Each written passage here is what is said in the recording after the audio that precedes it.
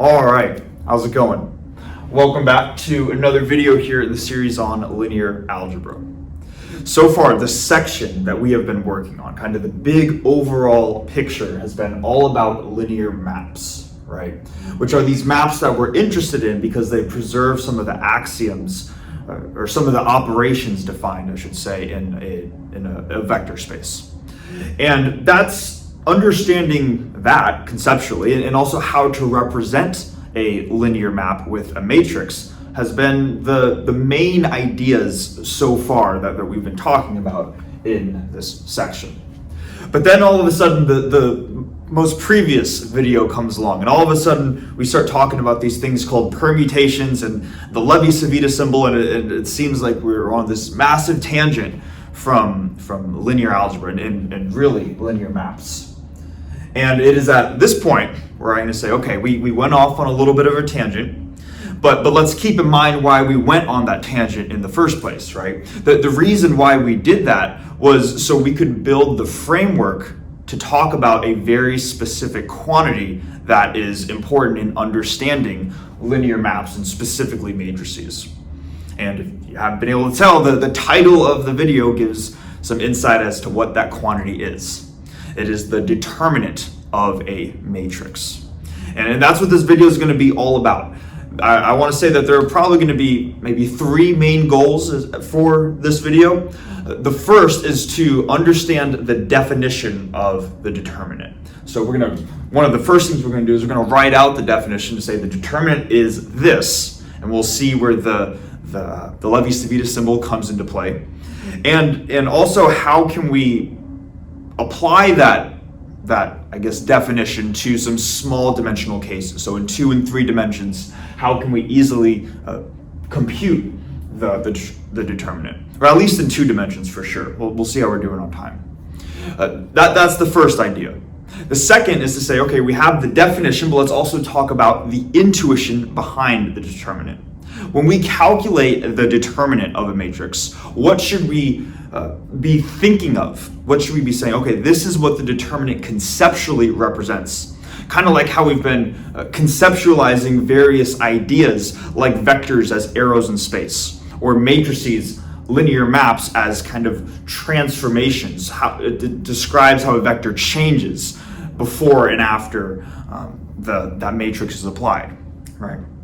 So we want to have the same thing with determinants. We want to have a conceptual understanding as for what the quantity represents. So that's going to be the second idea. And then the third idea is to say, once we've established those first two, let's start to talk about some properties of determinants. Because it turns out that while the definition of a determinant of a matrix might be a little bit intimidating at first, some of the properties of determinants are very, very nice. So we're going to establish some properties kind of to finish off the video. Okay. So hopefully all that makes sense. And I am excited, of course, to be getting back into linear maps, not to digress too much from the subject of linear algebra. Okay. So first things first, let's introduce just the definition. What is this thing called the determinant that we are going to be working with? So I'm going to write that up here, and then we're going to unpack that definition together.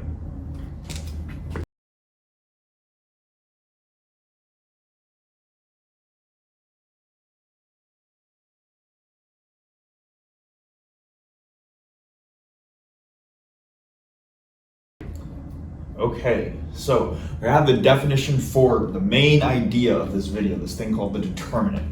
Let's go through it together in terms of its definition.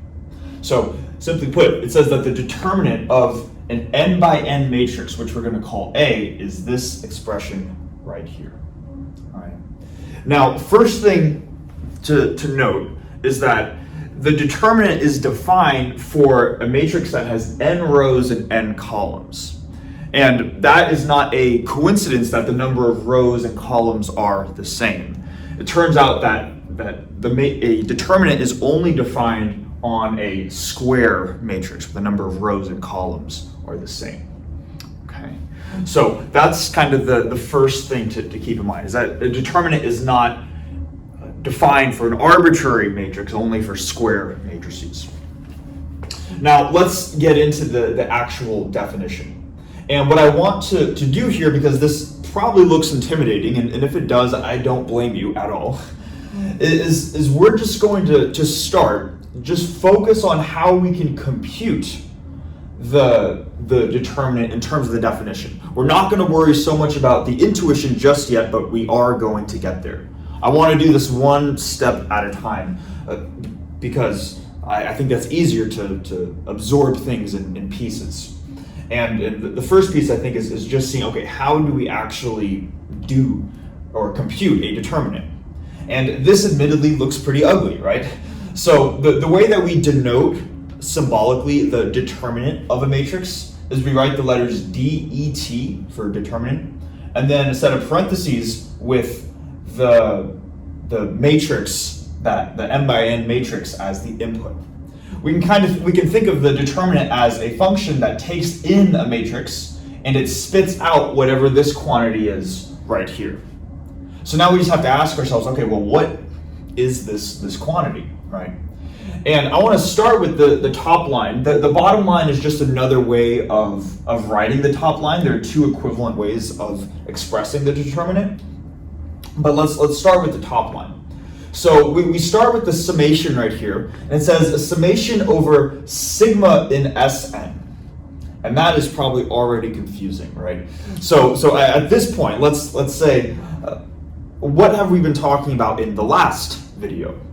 Well, we have been talking about permutations, right? And we said that a permutation on n elements is kind of like just a reshuffling of those n elements. Kind of like if you had a deck of n cards, a permutation on those n cards would be a reshuffling of those n cards. And what we use notation-wise to denote a permutation is a Greek letter. And that is simply what this sigma is right here. This is saying some permutation in this thing right here called Sn.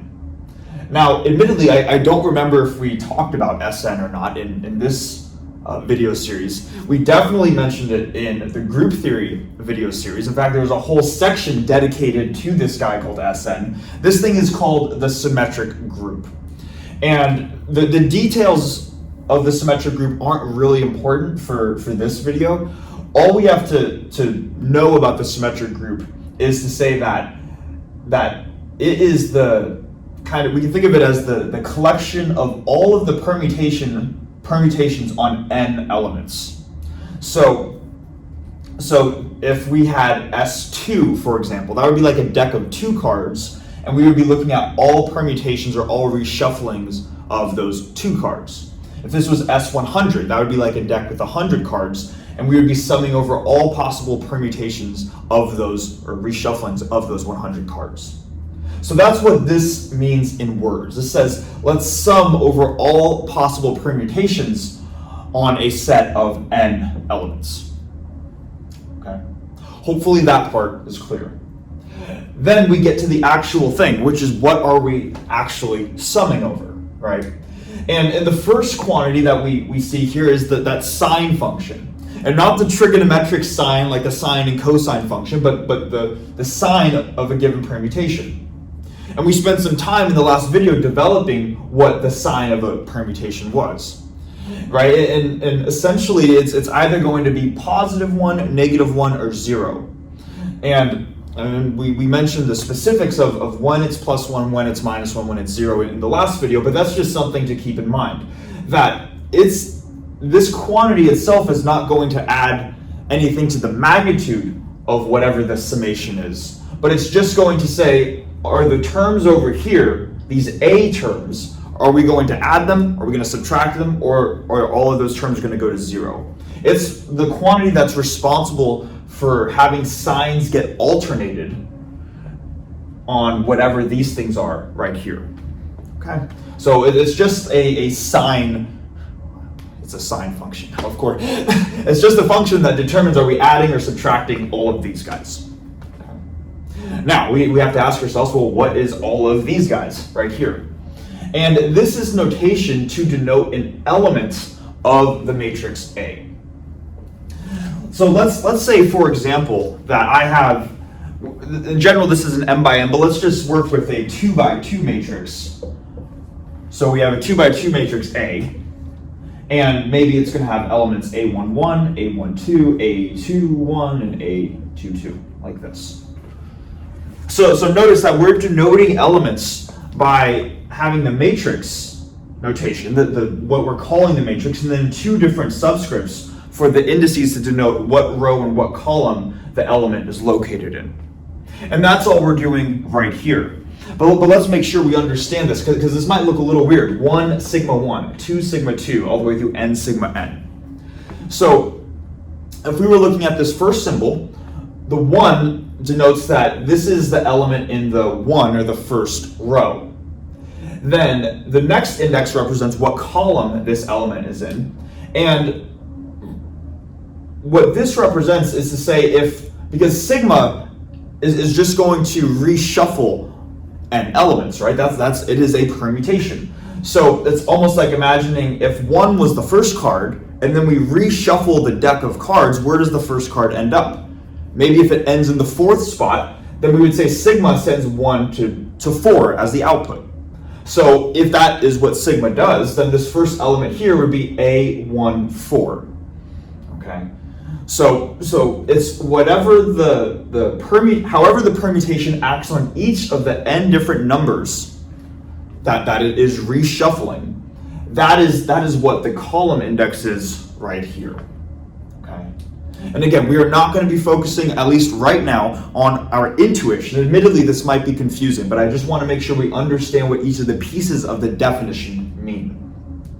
All right. So this is one way to express the determinant, and then they simply list another way to express the same exact quantity, only here they're using the Levi-Civita symbol, kind of like the end goal of what we were talking about in the last video.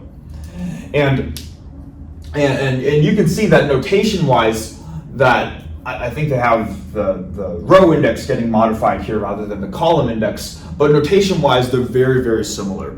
And you can use whichever definition is more conceptually intuitive. Personally, I think the top one is more intuitive, which is why I'm spending more time on it, but that is subjective.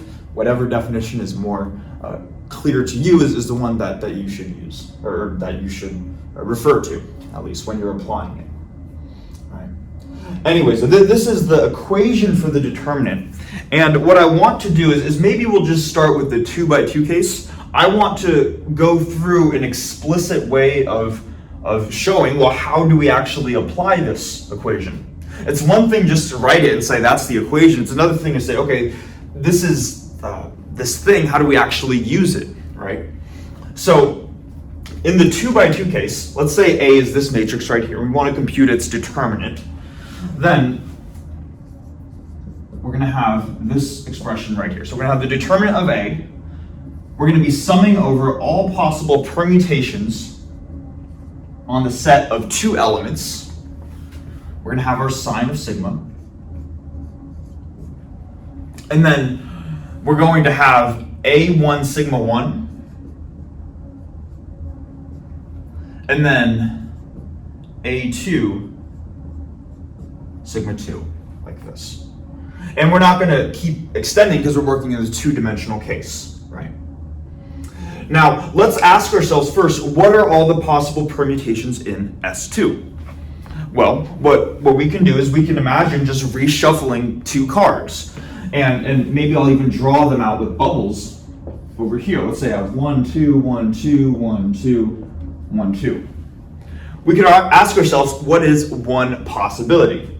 And maybe the first possibility is almost a trivial possibility, the case where the reshuffling does nothing. In other words, 1 gets sent to 1 and 2 gets sent to 2. Maybe we can call this guy sigma. And then another possibility is when the opposite occurs. Rather than 1 getting sent to itself, it gets sent to the other element. So 1 goes to 2, and 2 goes to 1, like this. Okay. So this is, and maybe we can call this a different Greek letter to denote a different permutation, tau. And hopefully it makes sense now too that these are going to be the only 2 permutations, only 2 ways that we can have a bijection from a set of 2 elements into itself. And because of that, because there are only two permutations, two possible ways we can shuffle two cards, that tells us that there are only going to be two terms in this summation. Let's write out what those terms are. So the first term every term I should say is going to correspond to a specific permutation because we're summing over permutations. Let's say that the first term right here is going to be the sigma permutation. So the first term is going to be sine of sigma times A1 sigma 1, then A2 sigma 2. Just writing out this for the first thing in the summation. And maybe I should really, to make this more clear, I can simply say that this is going to be a set. We're summing over the set of sigma and tau. So this is the sigma term, and then we're going to add up the tau term. So the sine of tau, A1, tau of 1, A2, run out of room here, A2, tau of 2, like this. So these are going to be the two terms, and now it's simply just going to be a matter of simplifying them. Let's start with the first term right here, where we're going to look at the sine. And the sine, we kind of described this in the last video, the sine of a permutation, but the permutation sigma is simply the map that does nothing. And that has a sign of positive 1. Right? So this would be a plus 1 right here. So let's write this out. We have plus 1. Oops.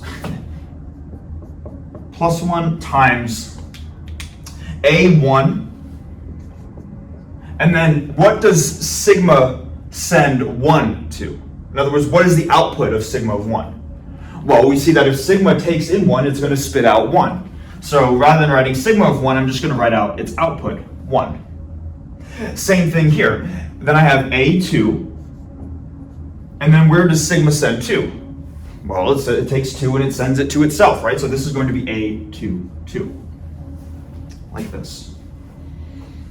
Okay, so that's how we obtain the first term. Now moving on to the second term, the term for tau. First thing that we want to do is we want to look at the sine of tau. And because there is essentially one swap here, the sine of if we were to write this as in cycle notation, and maybe let's do that real quick. In cycle notation, we would say that 1 goes to 2, and then 2 would go back to 1, right? If we were to apply this consecutively. So because this permutation can be written as a single 2-cycle or a single transposition, therefore that number is 1, it's an odd number, so the sine of tau is going to be negative. So I have plus, and then the sine of tau, so sine of tau becomes negative 1, and then I just have to deal with these two terms right here. So the first one is A1, and then where does tau send 1? Well, let's go over here. Where does tau send 1? Well, tau takes 1 and it sends it to 2. So this is going to be A1, and instead of A1 tau 1, I'm going to write A1 2. And then same thing, but for right here. The second term is going to be A2, and then tau 2, but tau sends 2 back to 1. So this is going to be A12 times A21. And then just writing this a little bit more simply, we're going to have A11, A22 minus A12, oops, A12, A21. And this would be the determinant of this 2x2 matrix A. Now, let's just ask ourselves what this quantity is in the first place. Okay. So hopefully we see how to compute it. And likewise, if you have a larger number of dimensions, it's simply you'd be doing this process more often. You'd have to count up all possible permutations and then apply this process. But this is kind of the simple case. And really, I'd say the one case that's probably worth remembering. So let's just take a look at this though and say, what is this quantity right here? And if the elements of this matrix are represented by real numbers, then let's just see what this is. This is going to be a real number times a real number minus a real number times a real number. Really, we're just taking real numbers and applying operations, multiplication, subtraction, and multiplication. The point is that this output right here is inherently going to be a real number. So what I can say is that the determinant of A will exist as a real number if the elements themselves are real numbers. Of course, you could have these things called complex matrices, and that is simply matrices where the elements are complex numbers. So then this quantity would be in C rather than R. But the idea is that the determinant itself is a number. So we can think of it as a function which takes in a matrix and it spits out a number associated with that matrix. Right. So hopefully that makes sense. Okay, as to at least how to compute it. Right. And maybe too, just because we'll see this often. This isn't doing anything new, but just notation wise. Because we might, it's easier to forget subscripts. I think it's more memorable if we write distinct letters here. So that way when we see a 2 by 2 matrix, we immediately know how to compute its determinant. So let's say that we have a 2 by 2 matrix with elements A, B, C, and D. The determinant of A is simply going to be the product of the main diagonal, so this times this. It's going to be A times D minus the product of elements on the off diagonal, minus B times C. All right, so this expression right here is probably the one worth remembering. Kind of the details of this you can look up, but this is one that I would, the 2 by 2 case we use very, very often, and I would try to remember that if possible. All right, now, I should mention too that just because for the 2 by 2 case, because it happens to be the main diagonal, the product of the main diagonal minus the product of the off diagonal, that is only because the matrix is so small, right? The way that we obtain that was really by going step by step through the definition. So I just want to make sure that kind of just happens to be a coincidence for the 2 by 2 case, that it's this minus this, just 2 terms. We're gonna have more terms if we have a larger matrix, of course. All right, but hopefully all that makes sense. Again, this is all just learning how to compute the determinant of a matrix. And I'd like to say that would be goal number 1 of the video. What is the definition of this guy? Now let's go on to the second part though. If we have this number associated with a matrix, what does that number mean? When we are going through all these steps, and this is probably if this is our first time seeing determinants, this is probably one of the main questions we have. What are we doing and why is this quantity important? So that's what we're going to answer next, and hopefully we can say, oh, that's what's going on. That's what we're doing when we're calculating the determinant. So what I'm going to do is I'm going to probably just write out the definition, this guy up at the very top, erase everything else, and then we're going to go through kind of more of an intuitive approach as to what the determinant is.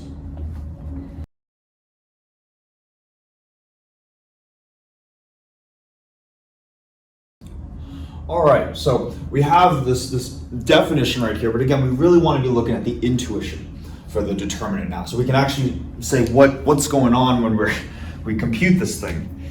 And what I want to do is I want to look again at the 2-dimensional case and kind of remind ourselves about what some of the intuitive ideas are for just a matrix. In other words, what does a matrix represent? Because after all, that is the input to the determinant if we think of it as a function. And what I'd like to do, that marker does not work. Let's try another one. Okay. Okay. What I would like to, oh, there we go. What I would like to do is to just draw out a couple of XY planes. Maybe I'll draw one here and I can draw one here as well. And Yeah, so this would be x, y, x, y. And what I'm also going to do, in addition to these xy planes, is I'm going to draw out some basis vectors. Because every vector space has or can be written in a course, or has a corresponding basis, or it can be written in a basis. Right? Or I should be saying every vector can be represented by some basis. You get the idea, right? I'm going to do the standard basis though, and just to make it simple. So hopefully we can see this sort of bolded line right here. This is going to be the I hat basis vector, and then same thing right here. Maybe this is going to be the j hat basis vector, and I'll do the same for the bottom xy plane as well. So this bolded line is going to be, let's see if we can make that thinner. Yeah, so this bolded line right here is going to be the I hat, and then this bolded line right here is going to be j hat. All right, and we talked about how matrices can affect, because they're going to transform these vectors in some way, shape, or form. But we said different matrices corresponded to different types of transformations. And one type of transformation is a scaling matrix. And what that would do is that would take whatever arrow we have in our space, and that would make it either larger or smaller. And if it scales it by 2, it's going to make it twice as large. If it scales it by a half, it's going to make it half as large, right? And let's just suppose, for example, that we have a matrix, and the way that it modifies the I hat and j hat vectors is it says, okay, after the transformation is applied, maybe we can call the transformation A. Maybe it takes this vector that has length 1 and makes this vector in the horizontal direction 3 times its original size. So now the new vector, the new transformed I hat, is going to be this long vector right here, and it's going to have a length of 3, or magnitude of 3. And then let's also suppose that this vector right here, j hat, gets stretched by some other amount. And it doesn't really matter, but let's say it's maybe 2. So then the transformed j hat vector, like this, becomes 2 times j hat. So hopefully we can imagine the idea of this is like the starting frame, and then there is a transformation where this stretches out and this also stretches out. And hopefully we know too that not just the basis vectors get stretched out, but because every vector, every arrow in space can be represented by the bases, that means every other arrow is going to be stretched out as well. So every arrow is going to have their horizontal component stretched by 3 and their vertical component stretched by 2. That's what this transformation would correspond to. Now, let's keep going though, because we also talked about how we can come up with a matrix representation. What is the structure of a matrix that is going to perform this transformation? And maybe I'll take a minute to pause and see if you can come up with the 2x2 matrix that corresponds to this transformation right here. Okay, assuming we have paused, let's actually give the answer. So we're going to have a 2x2 matrix, and the 2x2 matrix that corresponds to this transformation is written in a way where the columns of the matrix tell us how the basis vectors, how these standard basis vectors here transform. So if I hat gets moved to 3 I hat, it would start at 1, 0, but this can be represented by 1, 0, 1 in the horizontal, 0 in the vertical, and now it gets moved to 3, 0, or 3 in the horizontal, 0 in the vertical. So the coordinates of the transformed I hat vector are like this, and then for the vertical, the transformed vertical vector j hat, its new coordinates are going to be 0, 2. So the 2x2 matrix that corresponds to this transformation is 3, 0, 0, 2. Right? Hopefully that makes sense. Now I want to go down to this other case over here, where this was a scaling matrix. We also talked about rotation matrices as well. So maybe I have another matrix, not A, maybe I'll call it B. B. And what it does to the I hat and j hat vectors is rather than scaling them, maybe it just rotates them by some angle theta. So maybe now this is going to be the new I hat. And maybe this is going to be the, let me try to make this look a little more, so this has the same length. I don't want to either stretch or shrink the size of these arrows. Of course, some matrices you can, but a matrix that purely rotates won't affect how large these arrows are. So the idea is that these are still going to have unit length. They're still going to be size 1, have a magnitude of 1. But they're just going to be rotated by some angle. So this one is going to have a magnitude of 1. It's going to be the new I hat. And this guy is also going to have a magnitude of 1. It's going to be the new j hat. And maybe that's the angle theta that it gets rotated by counterclockwise. So same idea. Maybe take a minute to pause and see if you can come up with the 2 by 2 matrix that represents this transformation. Assuming we've done that, we've talked about it, I believe, in a previous video, but the way that we can do this is to write cosine theta, sine theta, negative sine theta, cosine theta. And these would just be the components of the transform basis vectors after the transformation. All right. So this hopefully is all stuff that we've seen before, assuming we've watched all of the videos. But what I want to do now, because we're talking about determinants after all, is I want to take this one step further. Say, okay, how can we relate this quantity right here to these visual pictures that we have? And what I'm going to do is I'm going to take these arrows and just to almost finish drawing a polygon that would connect them. Here's what I mean. If I have a arrow here and an arrow here, you can imagine that I could draw a square that would look kind of like this. And we could ask ourselves, what is the area of this square? Well, the width is 1 and the height is also 1, so it'd be 1 times 1, or it'd have an area of 1. It'd be the area of this square right here. Let me now do the same thing, where I'm just going to draw, let's see, do my best to draw kind of the area enclosed by these two vectors right here. And then we could find the area of this new sort of enclosed area. We could find how much is this new area, right? This has a width of 3 and a height of 2, so that'd be 3 times 2, or 6. Okay. Now, let's go down to the bottom picture. Same idea. Maybe we start with our square of area 1. And what's the area going to be of this resulting square right here? And you can imagine that if we have a square and all we do is rotate it, that doesn't change the area. So the area of this guy is also going to be 1. All right.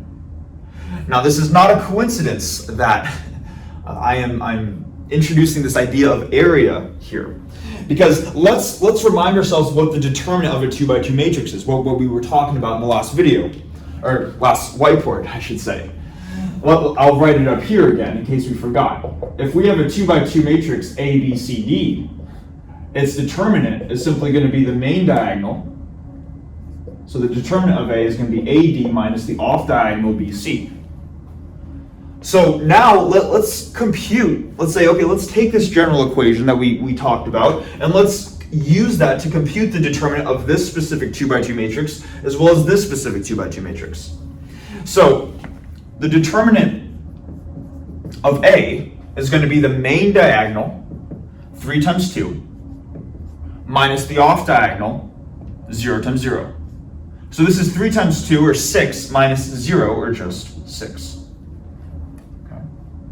So that would be the determinant of A. Now let's go to the determinant of B. We can do the same thing, right? So the determinant of B is going to be the main diagonal, cosine theta times cosine theta. Let's do this a little bit lower to make sure I have room here. The determinant of B is the main diagonal, so that would be cosine squared theta, minus the off diagonal, which is going to be sine theta times negative sine theta, or minus negative sine squared theta. There are going to be two negatives, so that's going to turn into plus sine squared theta. And now we can just, so we get cosine squared plus sine squared. And now we can use a trig identity that hopefully we are aware of, where if this is any input for a cosine and sine function, cosine squared plus sine squared is always going to be 1. So the determinant of b is going to be 1.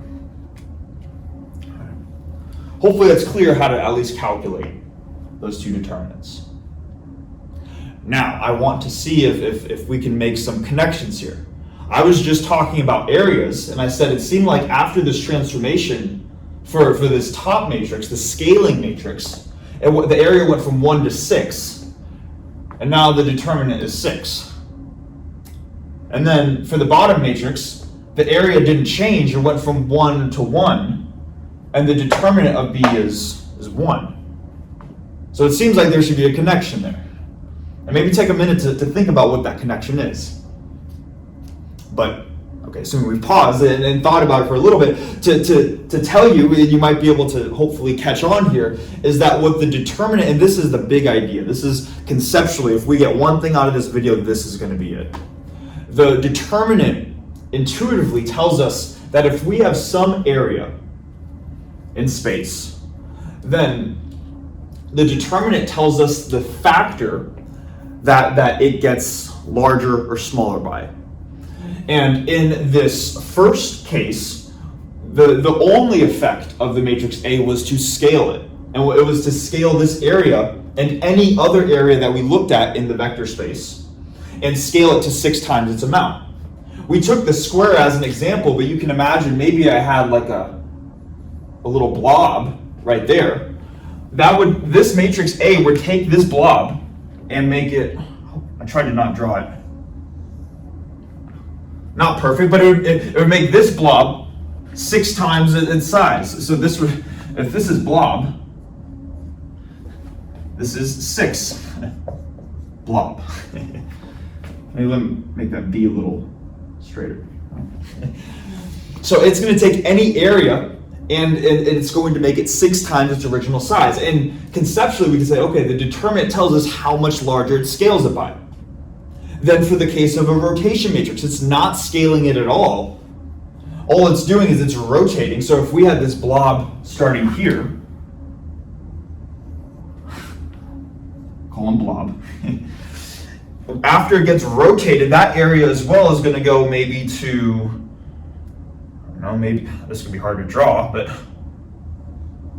maybe something like here, blob, where the idea is that the area of blob in the beginning is the same as area of the blob at the end. It's just that it got rotated. So because the area does not change, the determinant is still 1. It is 1 times or the same as its original size.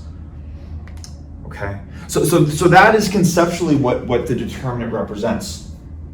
Now, again, this is all in 2 dimensions, right? Where we are talking about a 2-dimensional area. You can imagine if we went up to 3 dimensions, where maybe now we have 3 basis vectors, and we're looking at volumes in 3 dimensions.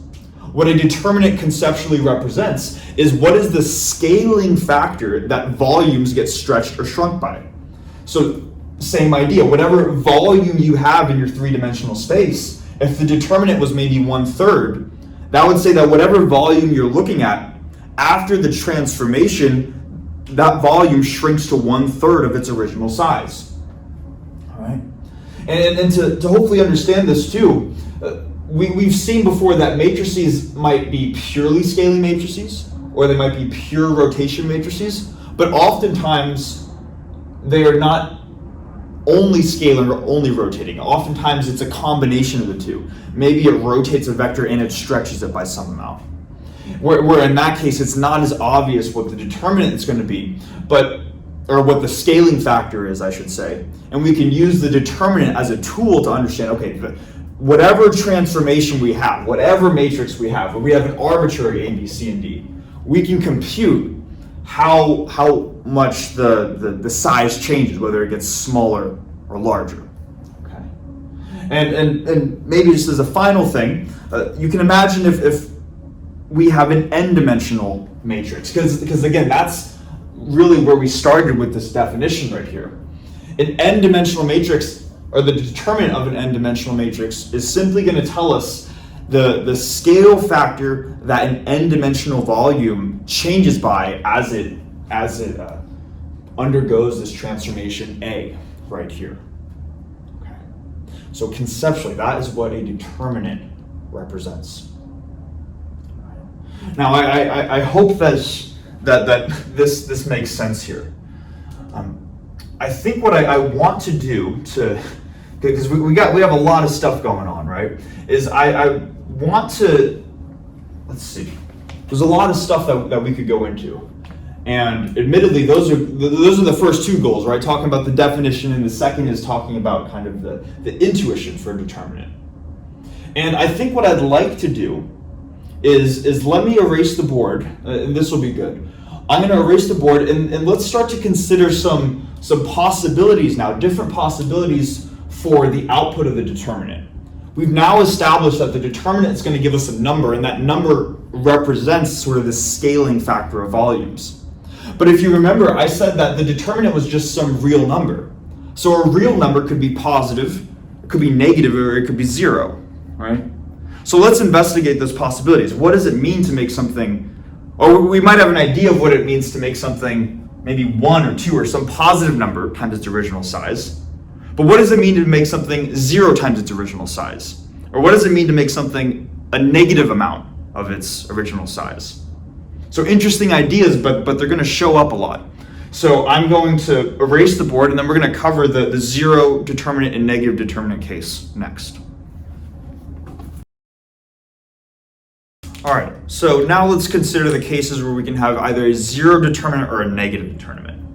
And it doesn't matter which one we start with, but maybe we'll start with the negative determinant. And let's just take the case where I want to go through the 2x2 case because I think it's easy to visualize things on a board, but also because we already know a clean expression for computing the determinant. I've written this twice now, but I will probably write this many times throughout the rest of the video series. If we have a matrix A with elements A, B, C, D, then its determinant is AD minus BC. Okay. Now, let's just try to come up with an example looking at this equation here for how we could possibly obtain a negative number for the determinant.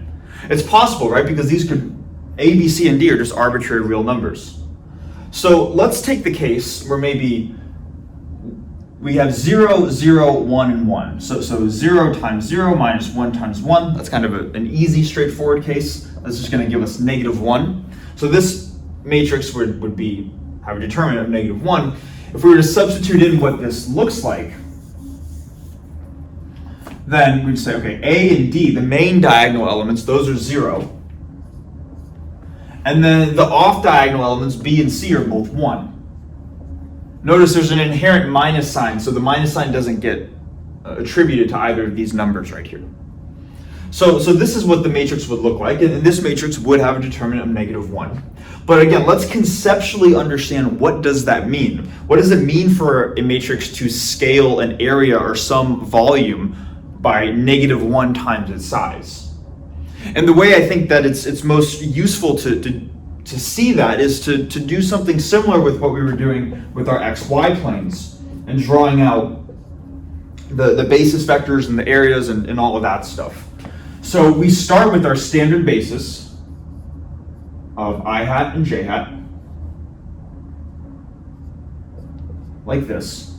And now after we apply this matrix A, we say, okay, what happens to the basis vectors? Well, let's see.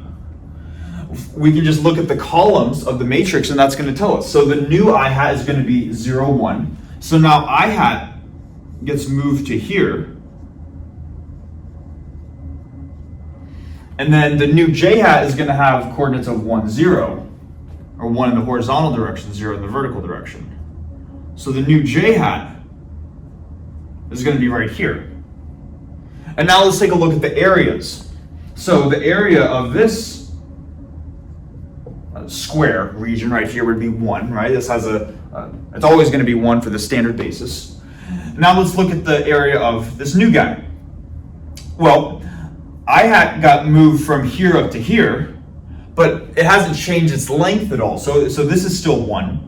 And same thing with j hat. J hat started here, now it went down to here. So the length of both of these arrows is still 1, so the area is still 1. So it almost seems like the determinant should be positive 1, right? Because the area before and after the transformation is the same. But there's a slight subtlety, and this is where the negative comes into play. Let's pretend I have my hand right here, and the thumb is I hat, and the finger is j hat. This is how my hand would be oriented before the transformation. Now, after the transformation, where's the new I hat? The new I hat's pointing up, so my thumb needs to go up. And where's the new j hat? It's pointing to the right, so it needs to go like this. So let me just do this in one continuous motion. I start like this, and then during the transformation, I go from here to here, like this. So that is what is going on with every single vector, every single arrow in this two-dimensional space. It might not be super easy to see maybe with just my hand, but hopefully you see it's almost like space is being reflected. If the backside of my hand is the front part of space, maybe the palm is kind of the back part of space. Notice that the back part of my hand is facing us at the beginning, and then now my palm is facing us towards the end. And maybe it would make sense sort of with a piece of paper. This is like a two-dimensional plane, right? And after the transformation, what's going on is it's going from here, so like here over to here. The piece of paper is literally being flipped on its side. Now we can visualize this because we are flipping a two-dimensional piece of paper in a three-dimensional world that we live in.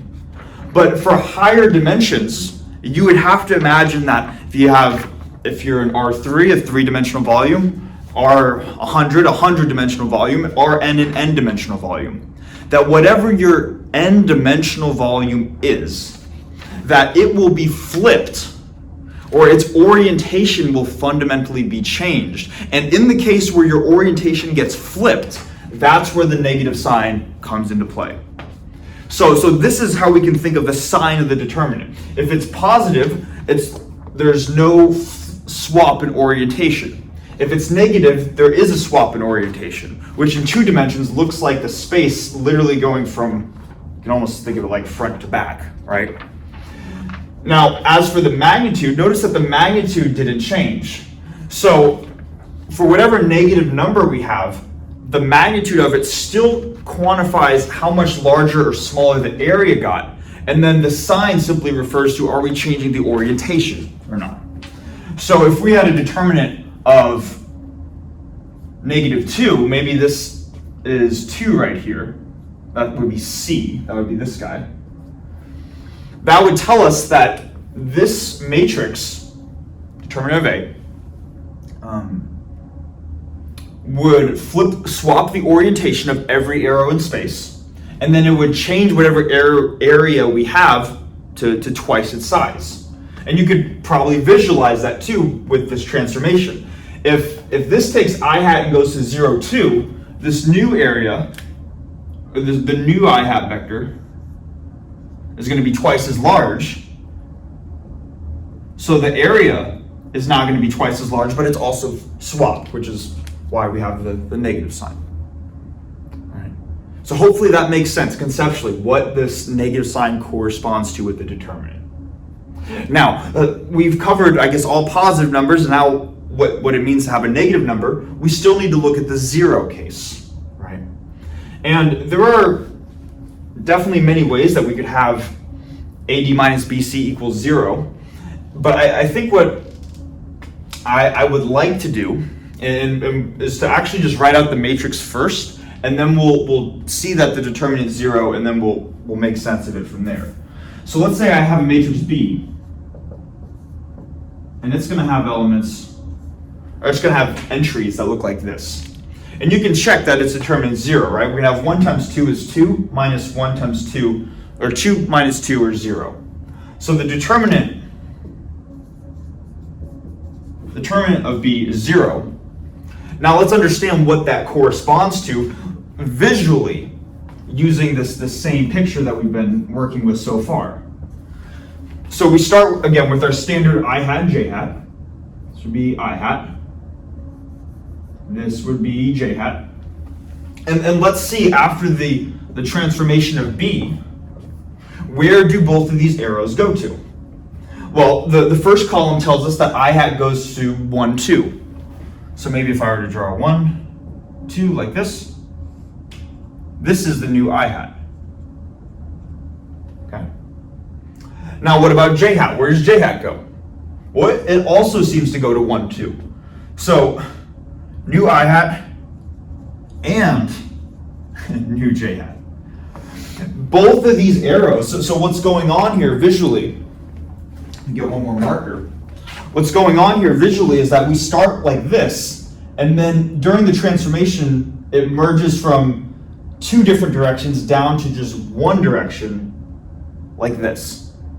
And then here's kind of the key idea, is that let's keep in mind that a basis is simply a language in which we can write a vector, or we can express a vector. So every vector in this 2-dimensional space can be represented by a linear combination of I hat and j hat, right? Hopefully that makes sense. So we know that a general vector v is going to be maybe some number a times I hat plus some number b times j hat. But now let's think about what happens to an arbitrary vector, ai hat plus bj hat, after this transformation. Well, after the transformation, now the new v becomes a times, what's the new I hat? 1, 2. And then plus b times the new j hat, which is also 1, 2. And then hopefully we can see that this is simply going to be a plus b, some scaled version of 1, 2. So what does this tell us in words? Well, this tells us that the new vector, whatever arrow we have in space, after this transformation is applied, that new vector is going to be some scaled version of the vector 1, 2. So whether if this is the vector 1, 2, maybe a plus b is 2. So maybe it would be 2 times 1, 2, or an arrow pointed here with twice its size. Maybe if a plus b is negative 2, then it's going to be this vector 1, 2 pointed in the opposite direction with the size of 2. So it would be this vector. If it is negative 1, it would be this vector. If we have 3 times 1, 2, and hopefully you see the idea, it's just going to be this vector. Every vector, no matter where it is initially pointing, is going to end up just along this line. Let me draw this out. It's going to end up, it's supposed to be along this line, the y equals 2x line. Okay, so what we're seeing, and this is what I want to generalize to, so we can understand a zero determinant for a general matrix. We started with vectors in 2 dimensions, and if they all get compacted and smushed down to a line after the transformation, the vectors in 2 dimensions are being squished down into just 1 dimension. So when we say that a determinant is 0, areas move to 0 times their original size. They're decreased, the arrows are getting moved to a space that is inherently lower dimensional. So in this case right here, if we had a 2-dimensional area, this would have an area of 1, right? This is our starting square. What would the area be now of this I hat and j hat, which are the same vector? Well, it would have a length of this guy, but it would have no, because they're the same vectors, like what's the area of the square with, like, maybe call this like a length of root 5 and then a height of 0. This area, the area of just a line is 0, right? So whenever we have a determinant of 0, we are inherently moving to a lower dimensional space. And this applies to any number of dimensions. If A is a 3-dimensional matrix, if all the arrows in 3 dimensions get flattened down onto a two-dimensional plane, the determinant of the matrix that does that would be 0. And it doesn't just stop going from one dimension to one dimension lower. Like here is an example going from 2 dimensions down to 1 dimension. Or in that most recent example, 3 dimensions down to 2 dimensions. You could also have vectors go from 2 dimensions to 0 dimensions. The matrix that would do that, by the way, is just the matrix with all zeros. That would be saying like every arrow in this 2-dimensional space just gets squashed into this single point at the origin. So the determinant being 0 simply says that you're going from some dimensional space to some lower dimensional space. It doesn't tell you how much lower that space, the new codomain, is, but it tells you that the number of dimensions is smaller than what you started with. So that's what a negative determinant is, swapping the orientation, and compacting down to a lower dimensional space is when we have a 0 determinant. Hopefully all that makes sense. I know this is a lot right now. And the video, not quite sure how long this is going. I imagine it's going decently long. I do want to cover properties of determinants, but I think I want to save that for another video. I think this is enough just to say, sorry if we were expecting to do that. We'll cover it again at some other point. But to say that the determinant conceptually was that equation we had on the board, or I should say the determinant by definition was what we had with the equation on the board. Conceptually, whether we have a positive number, negative number, or 0, hopefully we understand the intuitive idea as to what's going on. So yeah, that's going to be it for this video. Thanks so much for watching, and I will see you in the next one.